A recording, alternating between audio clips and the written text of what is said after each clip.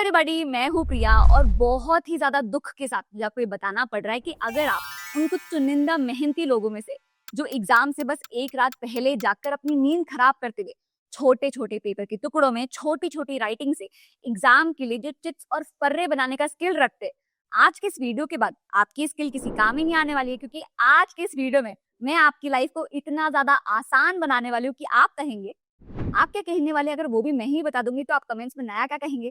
खैर, आज के इस वीडियो में हम कॉन्स्टिट्यूशन के कुछ बहुत ही इंपॉर्टेंट पार्ट्स को याद करने की बहुत ही आसान सी ट्रिक जानने वाले। वैसे ये वीडियो कॉन्स्टिट्यूशन की ट्रिक्स जानने की पार्ट 2 है। पार्ट 1 की लिंक आपको यहाँ या नीचे डिस्क्रिप्शन में मिल जाएगी।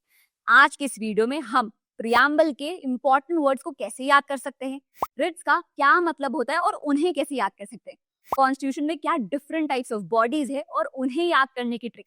नंबर 4, 89 और 90 को ऐड करते हुए 50 से ज्यादा आर्टिकल्स को आसानी से कैसे याद कर सकते हैं, और भी बहुत सारी चीजें। ये सब कुछ हम जानेंगे आज की इस वीडियो में। तो बहुत सारी नई चीजें आप जानने वाले हैं, तैयार हो जाइए। अब जैसे किसी भी बिल्डिंग का होता है एक ब्लूप्रिंट, या अगर और आसान एग्जांपल से समझा जाए तो जैसे किसी भी बुक का होता है एक इंट्रोडक्टरी पेज जो ये बताता है कि इस बुक को किस ऑब्जेक्टिव से, किस इंटेंशन से लिखा गया है, कौन मेन कैरेक्टर्स होंगे, क्या गोल्स होंगे। बिल्कुल उसी तरीके से हमारे कॉन्स्टिट्यूशन का है प्रियम्बल। तो अगर आप पूरा का पूरा कॉन्स्टिट्यूशन ना भी पढ़े और पूरा प्रियम्बल बस पढ़ ले तो आपको ये समझ में आ जाएगा कि हमारे कॉन्स्टिट्यूशन के मेन ऑब्जेक्टिव्स क्या है, क्या मेन गोल्स है, क्या फंडामेंटल्स है। तो ये है हमारा प्रियम्बल और ये है उसके कुछ बहुत ही इंपॉर्टेंट वर्ड्स, और इन सब को याद करने की बहुत ही आसान सी टेस्टी सी ट्रिक है। चलिए देखते हैं। तो doctor Sushant Singh tangy is fond of jalebi, इससे ये सारे वर्ड्स को आप आसानी से याद कर सकते हैं। देखते हैं कैसे। तो डॉक्टर से हो गया डेमोक्रेटिक और रिपब्लिक, फिर आता है सुशांत सिंह टेनी 3 S, इससे हो गया सॉवरेन, सोशल और सेक्युलर। इसके बाद आती है जलेबी की बारी, तो उससे हो गया जस्टिस, लिबर्टी, इक्वालिटी, ब्रदरहुड और इंटेग्रिटी। अब इस पॉइंट पे आपको दो चीजों का ध्यान रखना है। सबसे पहला ये कि हमारे प्रियम्बल में ना ब्रदरहुड इस टर्म का इस्तेमाल नहीं किया गया, एग्जैक्ट वर्ड है फ्रेटर्निटी। लेकिन जलेबी सुनने में थोड़ा अटपटा लगता तो हमने जलेबी यूज किया, तो बी से हो गया ब्रदरहुड। ब्रदरहुड का मतलब होता है फ्रेटर्निटी, तो जब भी आप ब्रदरहुड यूज करेंगे उसका मतलब होगा फ्रेटर्निटी। दूसरी बात ये कि इस स्टेटमेंट से आप प्रियम्बल के सारे वर्ड्स याद कर सकते हैं, लेकिन ये प्रियम्बल का क्रोनोलॉजिकल अरेंजमेंट नहीं है, सारे वर्ड्स को याद करने की ट्रिक है। तो चलिए रिवाइज करते हैं। Doctor Sushant Singh Saini is fond of jalebi, DR से हो गया democratic, republic. Sushant Singh Saini 3 S, sovereign, social, secular, फिर होगी jalebi, justice, liberty, equality. Brotherhood का मतलब हुआ फ्रेटर्निटी और इंटेग्रिटी। तो अब इन वर्ड्स का मतलब समझते हैं। तो पहले दो जो सबसे इंपॉर्टेंट वर्ड है वो है डेमोक्रेटिक और रिपब्लिक, और असल में ना ये दोनों ही वर्ड्स एक ही कॉइन के दो साइड है। समझते कैसे? तो इंडिया डेमोक्रेटिक कैसी हुई? क्योंकि हम अपने लीडर्स खुद चूज करते हैं। कैसे? वोट देकर, और हर वोट की इक्वल वैल्यू होती है, चाहे आप वोट दे, मैं वोट दूं या अमिताभ बच्चन वोट दे। अब इंडिया रिपब्लिक कैसे हुई? क्योंकि हमारे जो हेड ऑफ द स्टेट है ना, वो किसी राजा महाराजा की फैमिली से, किसी लीनिएज से या किसी लेगेसी से अपॉइंट नहीं हो रहे, बल्कि कॉन्स्टिट्यूशन में दिए हुए रूल्स के अकॉर्डिंग डिसाइड होते हैं। तो ये हुआ डेमोक्रेटिक और रिपब्लिक। अब आते हैं सॉवरेन पे।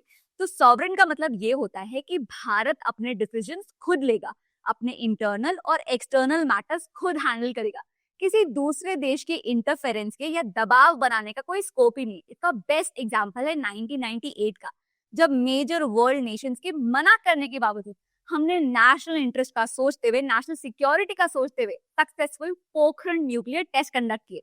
अब नेक्स्ट दो जो इंपॉर्टेंट वर्ड्स है वो है सोशल और सेक्युलर। तो आपने ना कई बार सुना होगा कि इंडिया के 2 प्रियम्बल्स है, और ये कोई मिथ नहीं, ये फैक्ट है। एक प्रियम्बल आया था ओरिजिनल वाला जो इमरजेंसी के पहले था, और एक प्रियम्बल आया इमरजेंसी के बाद में, और इन दोनों ही प्रियम्बल्स में सिर्फ 2 शब्दों का फर्क है, सोशल और सेक्युलर। क्योंकि ये जो 2 वर्ड्स है ये इमरजेंसी के दौरान 42nd अमेंडमेंट के थ्रू प्रियम्बल में ऐड किए गए। तो जो ओरिजिनल प्रियम्बल था उसमें ये 2 वर्ड्स नहीं थे, इमरजेंसी के दौरान इन दोनों को ऐड किया गया। चलिए इसका मतलब समझते हैं।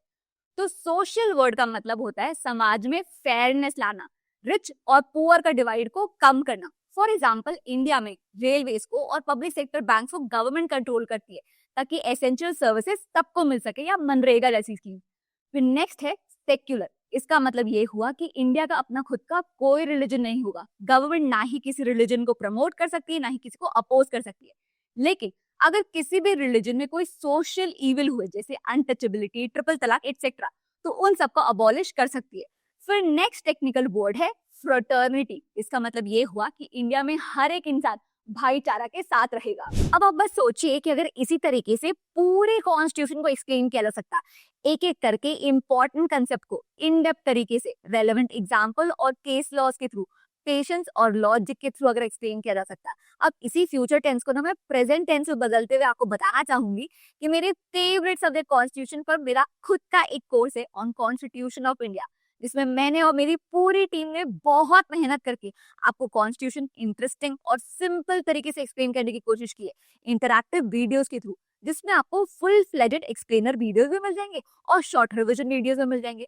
आपको कॉन्स्टिट्यूशन के प्रैक्टिकल एस्पेक्ट्स को भी एक्सप्लेन किए, जैसे रिट्स कब और कैसे फाइल किए जा सकते हैं, आरटीआई कब फाइल की जा सकती है, एक प्रोटेस्ट कब इलीगल कहा जाएगा, उसके आगे आप क्या कर सकते हैं, और बियॉन्ड बुकिश नॉलेज कॉन्स्टिट्यूशन को कैसे अप्रोच किया जा सकता है वो एक्सप्लेन किया इन्फोग्राफिक्स के थ्रू, माइंड मैप्स के थ्रू और इंटरेस्टिंग असेसमेंट के थ्रू। देखो कॉन्स्टिट्यूशन से ना डरने की या उसे रटने की जरूरत नहीं है, उसे सिर्फ समझने की जरूरत है। So do check out our post on constitution of India. इसे बहुत ही मन से बनाया गया है, इसकी लिंक आपको यहाँ और नीचे डिस्क्रिप्शन पे मिल जाएगी। And do something great with it. चलिए आगे बढ़ते हैं दोस्तों। अब हम हमारे पूरे कॉन्स्टिट्यूशन के सबसे इंपॉर्टेंट टूल, सबसे इंपॉर्टेंट वेपन की बात करने वाले हैं। इमेजिन करिए अगर किसी इंसान के फंडामेंटल राइट्स का खंडन हो जाता है, वायलेशन होता है, या फिर अगर कोई पुलिस ऑफिसर, गवर्नमेंट ऑफिसर, या फिर अगर कोई कोर्ट ही अपनी ड्यूटी परफॉर्म करने से मना कर देता है, तब आप क्या कर सकते हैं? तब आपके पास सबसे इफेक्टिव रेमेडी ये होती कि आप आर्टिकल 32 या 226 के अंदर हाई कोर्ट या डायरेक्टली सुप्रीम कोर्ट से रिट्स इशू करवा सकते हैं। अब ना हम जल्दी से ये समझेंगे कि रिट्स होते क्या हैं, कितने टाइप के होते हैं, इतने पावरफुल क्यों होते हैं, और फिर तुरंत इन सारे रिट्स को याद करने की आसान सी ट्रिक जानेंगे। तो चलिए शुरू करते हैं। सबसे पहले ये समझते हैं कि रिट्स होते क्या है। तो रिट ना स्पेसिफिक कमांड्स होते जो किसी अथॉरिटी को या कोर्ट को अपनी ड्यूटी परफॉर्म करने के लिए, एक स्पेसिफिक एक्शन परफॉर्म करने के लिए कहते हैं। अब रिट्स 5 टाइप्स के होते हैं। सबसे पहला हो गया writ of habeas corpus. For example अगर किसी इंसान को इलीगली डिटेन कर लिया गया हो, या फिर पुलिस बिना कोई रीजन बताए किसी इंसान को अपनी कस्टडी में ले लेती है, तब काम आता है रिट ऑफ हेबियस कॉर्पस, जिसका सिंपल मतलब होता है टू प्रोड्यूस अ बॉडी, मतलब उस इंसान को कोर्ट के सामने पेश किया जाए। अब आते हैं दूसरे रिट, रिट ऑफ मैंडेमस में। तो अगर कोई पुलिस ऑफिसर, गवर्नमेंट ऑफिशियल या कोई लोअर कोर्ट अपनी ड्यूटी परफॉर्म करने से ही मना कर देते, फॉर एग्जाम्पल किसी एक केस में आपको एफआईआर रजिस्टर करानी है लेकिन पुलिस ऐसा करने से मना कर देती है, तब काम आती है रिट ऑफ मैंडेमस, जिसका सिंपल मतलब होता है वी कमांड, जिसमें हाई कोर्ट या सुप्रीम कोर्ट इस ऑफिसर को अपनी ड्यूटी परफॉर्म करने के लिए कहती है। इसके बाद हमारा तीसरा रिट है रिट ऑफ प्रोहिबिशन का। तो अगर किसी लोअर कोर्ट या ट्राइब्यूनल के पास किसी स्पेसिफिक केस को सुनने की पावर ही नहीं है, जुरिस्डिक्शन ही नहीं है, लेकिन फिर भी वो उस केस को सुनने वाले हैं और आपको ऐसा होने से रोकना है, तब काम आता है रिट ऑफ प्रोहिबिशन, जिसका मतलब होता है टू फॉरबिड, जिसमें हाई कोर्ट या सुप्रीम कोर्ट लोअर कोर्ट या ट्राइब्यूनल को रोक देती है उस केस को सुनने से, कहती है इस केस को मत सुनो, ये केस तुम्हारे बस का नहीं है। लेकिन अगर कोई लोअर कोर्ट या ट्राइब्यूनल अपनी लिमिट क्रॉस करते हुए ऐसा कोई केस सुन लेता है जिसे सुनने की उसके पास पावर नहीं थी और उस पर जजमेंट भी दे देता है, तब आप क्या करेंगे? तब काम आता है रिट ऑफ सर्शोरारी, जिसका मतलब होता है टू बी सर्टिफाइड।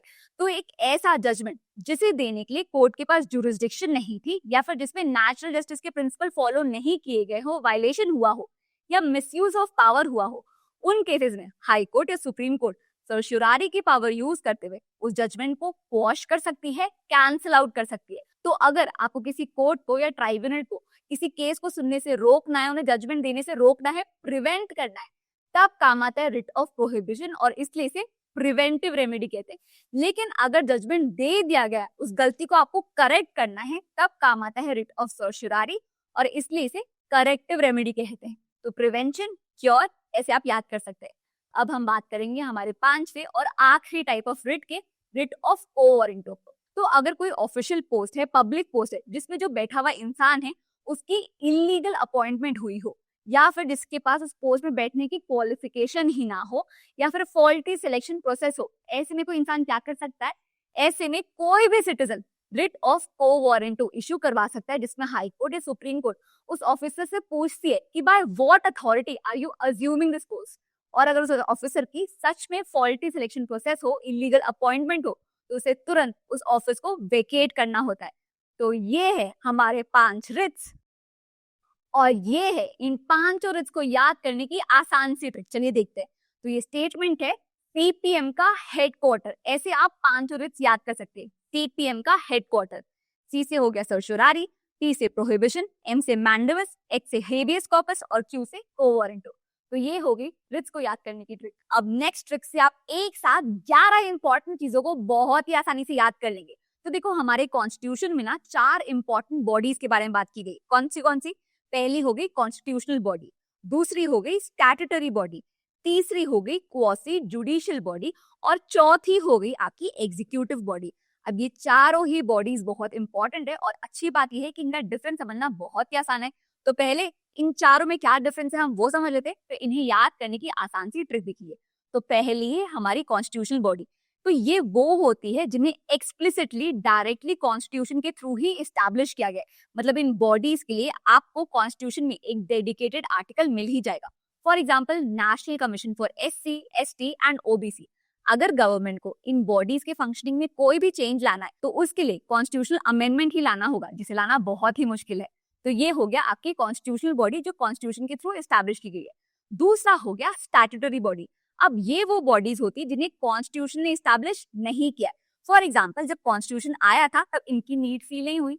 आगे जैसे जैसे गवर्नमेंट आती गई, नीड बेसिस पे ये लगा कि इस स्पेसिफिक टास्क के लिए एक डेडिकेटेड बॉडी होनी चाहिए। For example Lokpal, SEBI, NHRC, ये स्टैट्यूटरी बॉडीज की एग्जाम्पल है।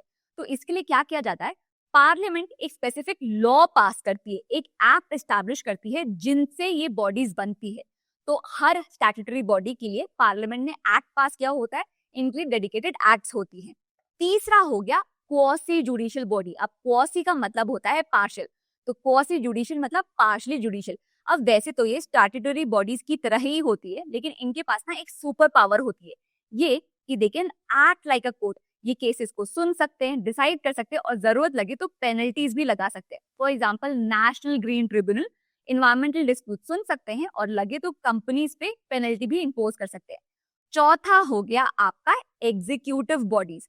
अब ये ना कॉन्स्टिट्यूशन में एस्टैब्लिश किए गए, ना ही इनके लिए पार्लियामेंट ने कोई एक्ट पास किया, तो ये आए कैसे? सिंपल, एक सिंपल गवर्नमेंट ऑर्डर के थ्रू। मतलब प्रेजेंट डे गवर्नमेंट को अगर लगता है कि एक ऐसी बॉडी होनी चाहिए जो उन्हें स्ट्रैटेजी प्रोवाइड कर सके, एडवाइस दे सके, तो इन्हें एस्टैब्लिश कर दिया गया। लेकिन इसका मतलब ये भी होता है कि अगर कल को गवर्नमेंट को लगे कि इस बॉडी की जरूरत हमें नहीं है, या फिर गवर्नमेंट ही अगर चेंज हो गई, तो इन बॉडीज को बहुत ही इजीली अबॉलिश किया जा सकता है। For example Jawaharlal Nehru government ने प्लानिंग कमीशन को एस्टैब्लिश किया, लेकिन 2014 में प्लानिंग कमीशन को अबॉलिश करते हुए नीति आयोग को एस्टैब्लिश कर दिया गया। ये दोनों ही एग्जीक्यूटिव बॉडीज के एग्जाम्पल है। तो ये हुए आपके कुछ इंपॉर्टेंट बॉडी। अब चलिए ट्रिक समझते हैं, पर पहले आप मुझे ये बताइए कि अगर आपके सामने कोई सीनियर एडवोकेट आ जाए तो आप उन्हें रिस्पेक्ट से क्या कहेंगे? एडवोकेट जी। अब ए नाम का एक इंसान होता है जिसने एडवोकेट जी को चूना लगा दिया होता है। अब इसी स्टेटमेंट को आप इंग्लिश में थोड़ा प्रोफेशनली कैसे कहेंगे? आप कहेंगे ए कंफ्यूज एडवोकेट जी। और इसी स्टेटमेंट से हम हमारी 11 कॉन्स्टिट्यूशनल बॉडीज को बहुत ही आसानी से समझने वाले हैं। चलिए देखते हैं कैसे। तो ए से हुआ अटॉर्नी जनरल, जो है हमारे देश के highest legal officer, chief legal adviser, जो यूनियन गवर्नमेंट को लीगल मैटर्स में एड एंड एडवाइस प्रोवाइड करते हैं, उन्हें रिप्रेजेंट करते हैं। फिर सी से हुआ कंट्रोलर एंड ऑडिटर जनरल, जो हमारे गवर्नमेंट के अकाउंट्स को ऑडिट करते हैं। ओ से हुआ ऑफिसर फॉर लिंग्विस्टिक माइनॉरिटी, जो लिंग्विस्टिक माइनॉरिटीज को सेफगार्ड प्रोवाइड करते हैं। इसके बाद एन से हुआ नेशनल कमीशन। लेकिन ये ध्यान दीजिएगा कि ये जो नेशनल कमीशन है इसमें 3 बॉडीज आती है, national commission for ST, national commission for SC और national commission for backward classes. ये जो तीनों कमीशन है ये ST, SC और बैकवर्ड क्लासेस को एक्सप्लॉइटेशन से बचाती है। फिर S से हुआ फाइनेंस कमीशन, जो क्या करती है? स्टेट और सेंटर के बीच में रेवेन्यू डिस्ट्रीब्यूशन कैसा होगा ये डिसाइड करती है। इसके बाद यू से हुआ union public service commission, S से स्टेट पब्लिक सर्विस कमीशन और ई से इलेक्शन कमीशन, तो UPSC, SPSC और इलेक्शन कमीशन। अब जो हमारा पहला ए है वो था अटॉर्नी जनरल के लिए, जो थे देश के हाईएस्ट लीगल ऑफिसर, देश के फर्स्ट लीगल ऑफिसर। अब ये वाला जो ए है, ये जो एडवोकेट है, ये है एडवोकेट जनरल के लिए, जो होते हैं स्टेट के हाईएस्ट लीगल ऑफिसर, जो स्टेट गवर्नमेंट को लीगल मैटर्स पे एड एंड एडवाइस करते हैं, उन्हें रिप्रेजेंट करते हैं।